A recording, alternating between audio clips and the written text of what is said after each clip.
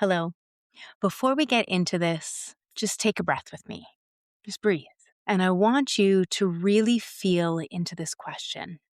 Have you ever had that moment where you can see exactly what you're doing? You can feel the pattern happening. You know where it comes from, and you still do it anyway. That moment where you think, why am I still choosing this? Or maybe it's, why do I keep doing this? If that's you, stay with me. Because today we're not talking about awareness. We're talking about what happens after you become aware. Welcome to the Aligned Human Project podcast, where consciousness meets creation and hustle gives way to harmony. I'm Dawn Elgin, contrarian soul guide, spiritual CEO, and founder of Practical Spiritualism. This is a space where we explore what it truly means to be human, aligned, awakened, and in flow with the field of life itself. Together, we'll bridge science and spirit, energy and embodiment, purpose and prosperity, so you can remember who you are beneath the programming and reclaim the power to create in full alignment with your soul. Because the next evolution of humanity isn't out there, it's in here. This is the Aligned Human Project. Hello, and welcome to the Aligned Human Project podcast, where consciousness meets creation and alignment becomes a way of life. I'm your host, Dawn Elgin, and today we're going into something I see all the time, especially with high-achieving, self-aware people. You wake up, you become more conscious, but your life doesn't actually change. And no one really explains why. So let's start here. You are not your thoughts. You are not your emotions. You are not your patterns. You are the one that is aware of them, the witness. And from that place, you are constantly generating a field through your thoughts, through your emotions, through your beliefs, your nervous system. And from that field, your life takes shape, your choices, your behaviors, your results. So whether you realize it or not, you are always creating. And see, the thing is, you don't fix your life directly. What I mean by that is, if I have a habit that I keep doing, then I often will try to just stop the habit, stop doing that thing that I'm doing. But it's important for us to remember the action is the form, not the field. So I need to backtrack. I need to look at what are the thoughts that I'm thinking while I'm doing that. What are the feelings that I'm emoting at that moment? And then from there, what is the belief that comes? What are those thoughts based on? So if I'm behaving a certain way, then I must be feeling a certain way and thinking a certain way. And all of that has something that's rooted into, which is going to be a belief. So what are the beliefs that I have? Say I have a judgment. Maybe I'm being judgy. Well, judgment is based off of an expectation, and expectations are based off of our beliefs. So I need to look at what that is coming from. What is the belief about how something's supposed to be? It's important for us to look at this because we try to fix the habit or the thought pattern or the behavior directly and we don't deal with what's causing it, then we're never going to be able to hold it. We can know it up here, but it's very difficult for us to embody it. Your life is downstream from your field, and that's important. So we don't want to deal with the bottom first. We want to come up to the top and see what's going on. Downward causation is a beautiful example of this. So downward causation, you can visualize this upside down triangle. And at the very top of causation is creation itself. We call it bliss consciousness. And so in bliss consciousness, we have oneness. Whatever that is for you. Maybe it's God, maybe it's source, maybe it's universe. whatever it is, your truth, the way you language it. And then creation, life source, wants to experience itself. And so it pixelates and becomes into separation. And we have supramental consciousness, which is individualization, which includes our archetypes or aspects of personality, where we use one or two words to explain a whole person. Oh, she's such a diva. Mm. He's a total jock. These are archetypes. We kind of sum them up with a couple of words. And then we have monads, and monads are aspects of emotion. So he's an angry person. She's a happy person. These would be monads that we have. And so everything is filtering from oneness and it comes through individualization. And you can see these thoughts and behavior and emotional patterns that everything streams through. And it all comes down and then it gets a little heavier. So you can think we pixelate and then things are getting a little denser as it becomes more form. And so then we have mental consciousness. And mental consciousness is our thoughts, our ideas, our beliefs. It's our identity, our ego, personality, all within mental consciousness. And then we have what we call vital consciousness. And vital consciousness, we can definitely feel a little more. Vital consciousness includes our emotions, it includes our meridians and our chakras, the energy body. And so, and together, those two things, mental consciousness and vital consciousness, we call the subtle body. And so we can feel it. You can feel negative thoughts. You can feel anger in a room. You can feel joy in a room or love in a room where a room feels good. We can feel these things. So they're subtle. We can't see them necessarily with our eyes, but we can feel them. We can get a sense of them. And then finally, energy collapses and we get what we call physical consciousness, which includes our body, our breath, and the environment around us. And so if everything is coming down through there, then to change our physical outcome, so that's why I say it's downstream, we have to change the way we think, to change the way we feel, to change our experience that is physical. And so we can't work on our life at life form. That's why we can have something that comes up and we can maybe start eating better. We can have surgery. We can take medications. We can exercise. We can do all these things, physical on physical. But can it last? Can it hold? You know, I remember when I was listening to them talk about cancer. And a coworker of mine was going through it. And she said that she was in a meeting with the oncologist, and the oncologist was asking her about the toxic things that were in her life. She had some toxic relationships. And he said, if you do not change those toxic environments that you live in, I can give you all the cancer treatment. And even if we cure this, it will most likely come back. You need to change the toxic environment that created this outcome. And it showed me that there are aspects within even Western medicine that we understand this more now than ever. I mean, that conversation was maybe 10 years ago, so it was a big deal to hear that 10 years ago. How does fear, how does anger, how does resentment, how does it all affect the physical outcome? That's science. And we know this now, psychoneuroimmunology. And so we need to change the way we think and change the way we're emoting, we're feeling to change the physical body. So I can be a vegetarian, but if I don't change my resentment, I'm just eating resentful organic food. It's not going to make that big of a change on my life. I'm still going to get sick.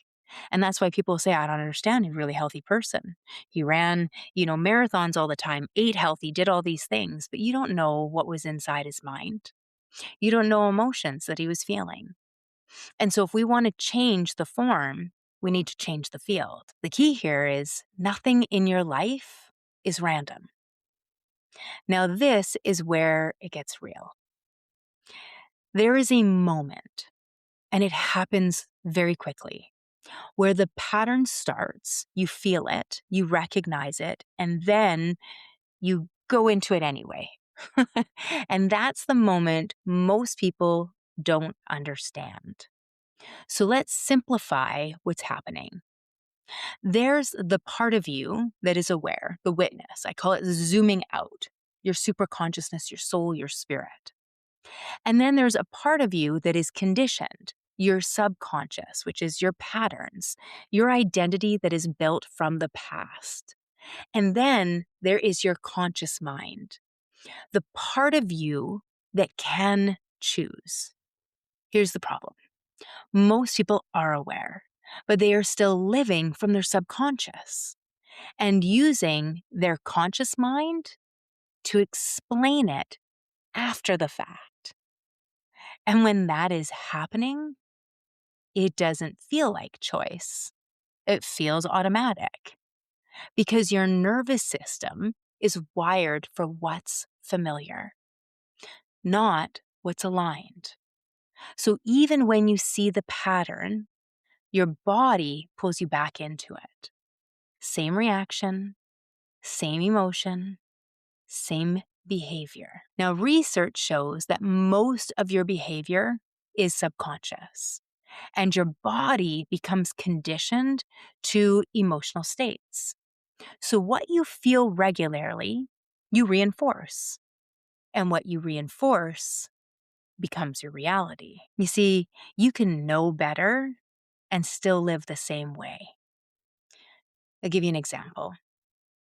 I grew up in a life of feeling a lot of confusion, fear, resentment, and I was used to a certain level of what we would refer to as abuse: physical, mental, and emotional. And so when I got to be about 18 years old, I married my first husband, a husband that turned out to be a sociopath. And the day after we got married, I moved away from my home, and all of a sudden, the abuse started: physical abuse, mental abuse, emotional abuse, sexual abuse. And so by the time I was 20, I was getting a divorce on the grounds of physical, mental, and emotional and sexual cruelty. Now, fast forward, I have been doing this work for a minute. And just like a year and a half ago, so we're going to go about October of 2024, I met an amazing psychotherapist named Carol Luck. I've had her on the podcast before. She does a lot with emotional freedom technique. She's one of the founding members for tapping. And her and I start working together. It's her first session. I say I want to work on abundance. What are my blocks to abundance? And next thing I know, we're talking about my mother. I'm a little bit irked because I'm like, I don't want to talk about my mother. I want to talk about abundance.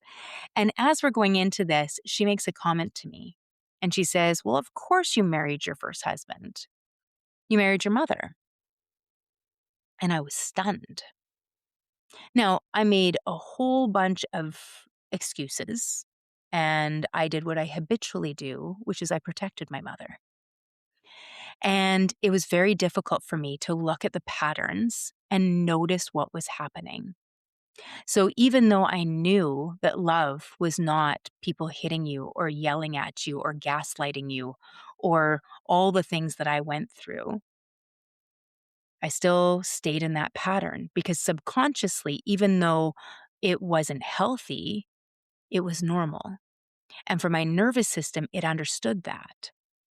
So my job became not only becoming aware of a pattern of like, what do you want? What do you not want? What's healthy relationships? What's unhealthy relationships?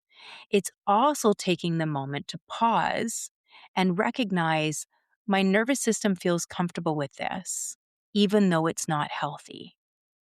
So I need to go into this little bits at a time to allow my nervous system to become reorganized, to become more comfortable with a healthy relationship. And it would take time. It's like rungs of a ladder.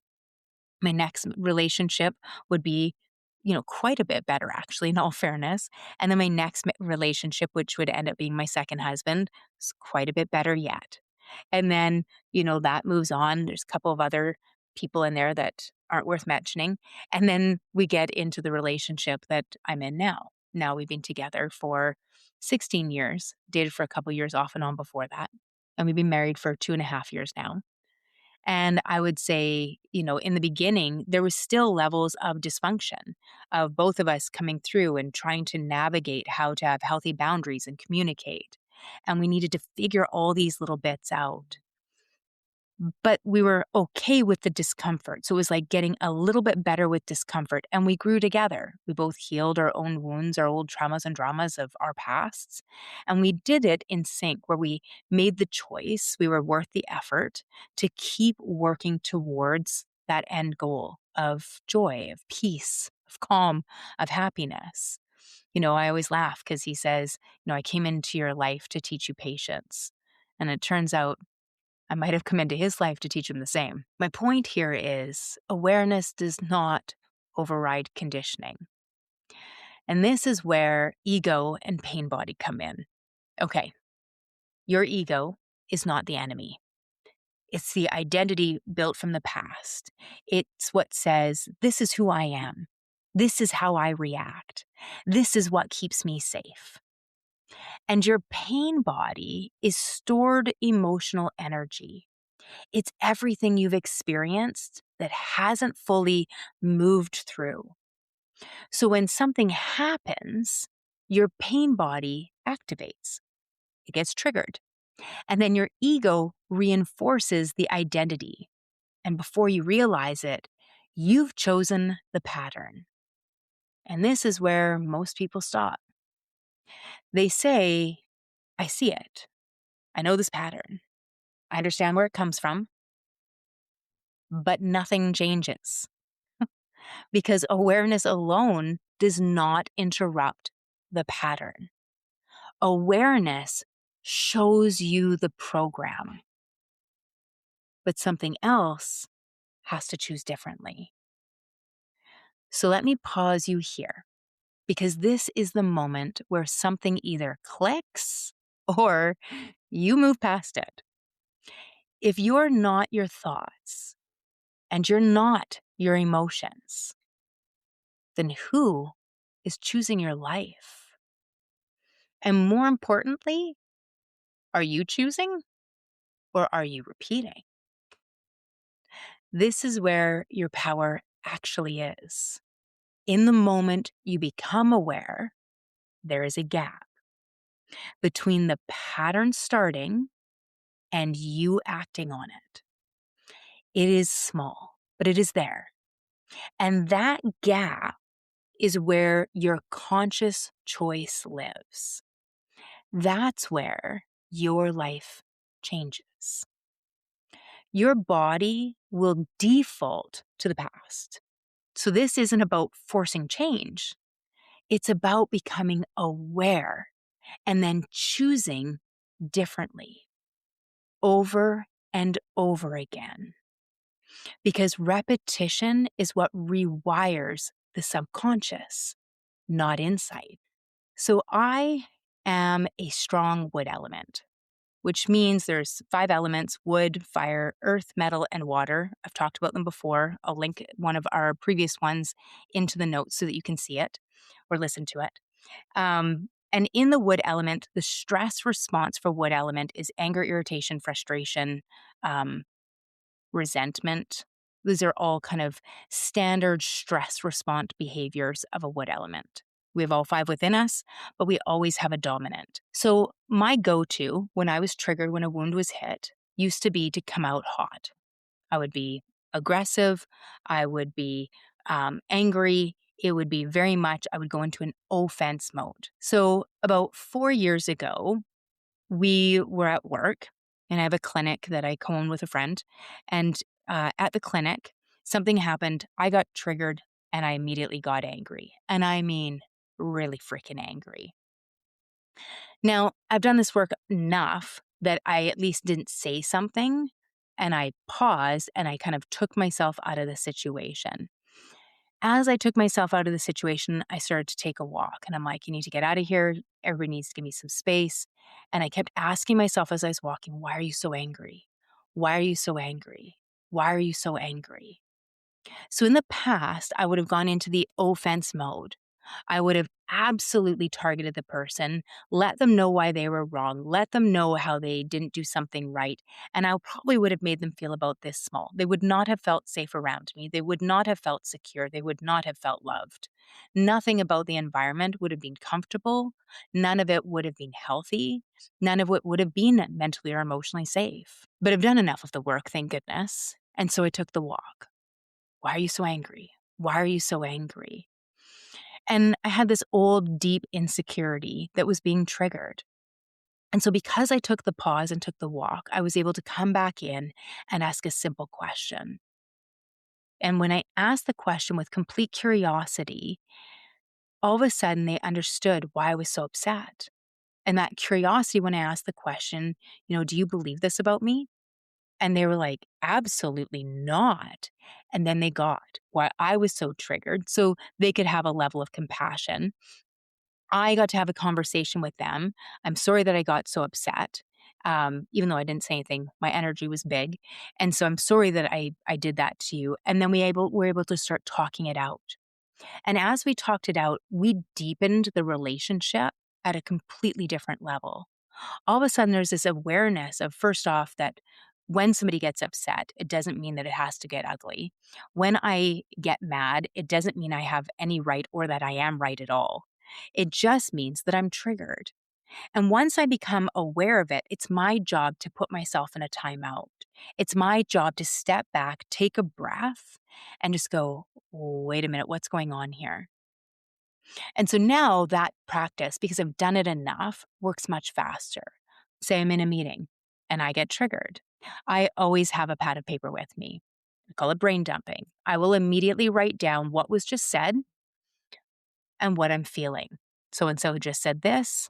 I'm feeling rage, anger, irritation, embarrassment, whatever it is. And then I just leave it because I've acknowledged the trigger. It can calm and settle on the back burner while I stay present in the meeting.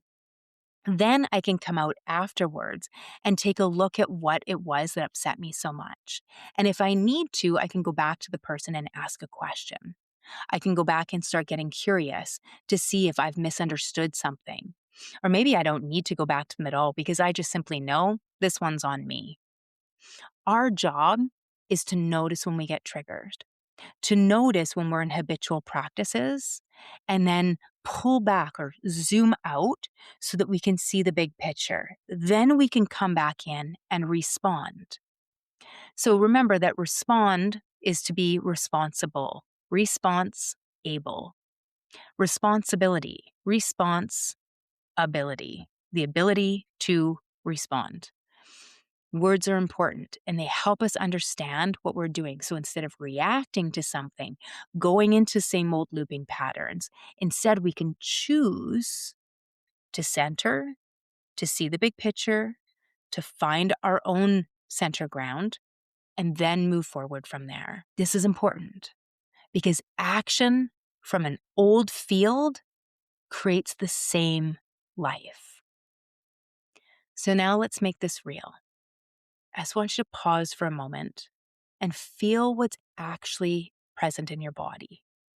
Not the story, the sensation, the emotion. What are you feeling right now? Now ask yourself, what am I creating from right now? I call this a field check. And then what would alignment feel like instead? So alignment might feel like acceptance, compassion, curiosity, clarity, calm, courage, connection. So, what's my field state? Do a field check. And then what do you want to feel instead? And choose it. Not perfectly, just consciously.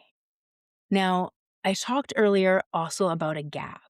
So, I'm going to give you a second piece to work with here. So, we're going to do this in lifetime. I do this quite often when I'm teaching or with a client. So I just want you to first become aware of your breath. I like to close my eyes so I can bring my awareness to it, take it away from the outer world. So I just want you to become aware of your breath. Notice the in-breath, where it lands in your body. Maybe you're breathing up into your shoulders. Maybe you can roll them back, let them soften. Maybe you roll your neck out. Notice your inhale and your out breath. And between your inhale and your exhale, there's a pause. And just bring more awareness to the pause between the inhale and the exhale, and between the exhale and the inhale. So we're becoming aware of all 4 parts of that cycle of respiration. Inhale, pause. Exhale, pause. And just notice those pauses. Maybe suspend them, let them expand another moment or two. And as you become more aware of the pauses in your breath, bring your awareness to mind and just notice your thoughts.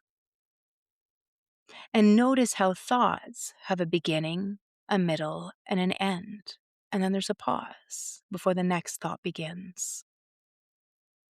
And see if you can align the pause between your thoughts with the pause between your breaths. And in that gap is where we have pure potential. In that pause is where we can choose any next thought. So instead of streaming, maybe into an old judgment, we pause, we take the breath. What's the next best possible thought you can have? Maybe it's catching a thought and asking the question, does this thought align with who I choose to be? Or maybe you're about to pull into an old reaction, an old pattern. And the question is, who do you want to be in this situation? Taking the breath, becoming aware of the pause, gives us the space to ask those questions. This is why Law 3 of Field and Form is the law of power. Our power is in the pause. So pay more attention to those pauses, not holding our breath, not gripping, but pausing, suspending, floating, expanding. Change the way you sense that in your body, and then can you recreate that sensation between your thoughts? When you're in a situation, can we take the breath, expand, and then come in? Who do you want to be? How do you want to show up? Most people are waiting for their life to change before they change how they feel. But your life changes when your field changes, and your field changes when you choose it. If this resonates, this is the work we do inside Align Your Life, inside the Aligned Human Project, and inside Alignment Operating System, moving from awareness into conscious creation in your life, and in the way you lead, and in the way you show up in this world. If you're here to build a life that doesn't cost you your nervous system, to lead, love, and create from alignment instead of exhaustion, you're in the right place. This is practical spiritualism. This is the Aligned Human Project. And this is where we stop reacting to life and start creating it. Alignment isn't something you achieve. It's something that you practice. So keep pausing, keep feeling, and keep choosing. You are the witness. You shape the field, and the field shapes your life. You are not here to fix yourself. You are here to remember yourself. Because when you align with your truth, everything else begins to align with you. If this episode sparked something inside you, hit follow or subscribe and share it with someone walking their own path of awakening. And if you're ready to go deeper, you'll find free resources, programs, and community spaces waiting for you at practicalspiritualismco.com. Remember, alignment isn't a place you reach. It's a practice you live. So keep pausing, keep feeling, keep aligning. You are the field. You shape the form.